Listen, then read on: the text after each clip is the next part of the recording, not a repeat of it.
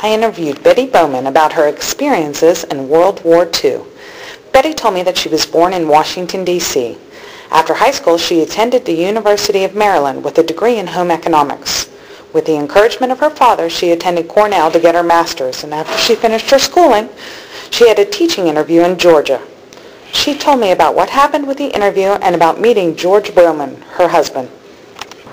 So I passed the test, and the following September went to Savannah, and my husband-to-be was in the Army at that time. As a matter of fact, he'd been a major in the ROTC. Very shortly after I got to Savannah, he was reassigned to Charleston, South Carolina, which made a run from Charleston to Savannah much easier. And in 42 we were married. And at that time he was in the Corps of Engineers. He was building hospitals and airstrips. And we were there in Monroe a very short time before we were sent to Atlanta, Georgia.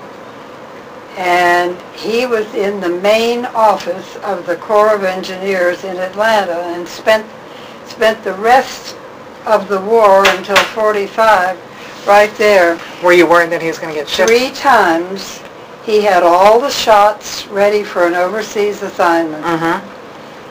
Got the business all, settled, and he was ready to go, and at the last minute the order was canceled and he stayed in Atlanta.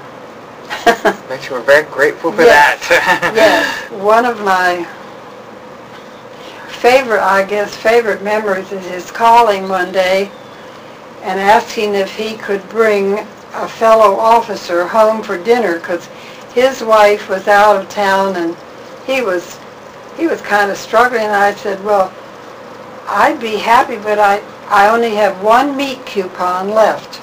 Only one. And he says, well, just do the best you can. Whatever it is, it'll be all right.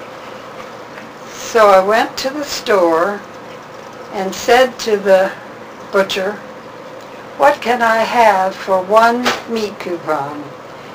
Well, I could have 3 slices of ham.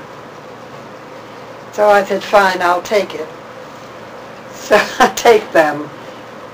So I bought asparagus and put in the slice of ham and rolled it up, and I made a cheese sauce, because I had enough.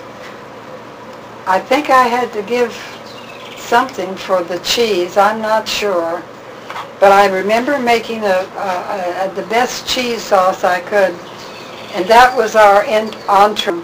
I bet it was difficult with the rationings. That's right. Rationing really made you pretty innovative. You made the best you could for what you could get hold of, and it wasn't, if you had a big family, it was much harder, I'm sure. The one volunteer work that I did during this time was to work in a place where ration books were given to people. And they needed volunteers to just man a desk and put down information and see what each one was eligible for. And among other things, I would have to ask, how many were in the family, because that controlled how much sugar they could have, fat they could have, Crisco. Where were you when you found out the war was over? Were you in Atlanta? Oh, yeah. Were you together, or was he out traveling at that time? No, we were together. and it was an unbelievably joyous time. Oh, I can't even imagine. People's emotions just exploded. The streets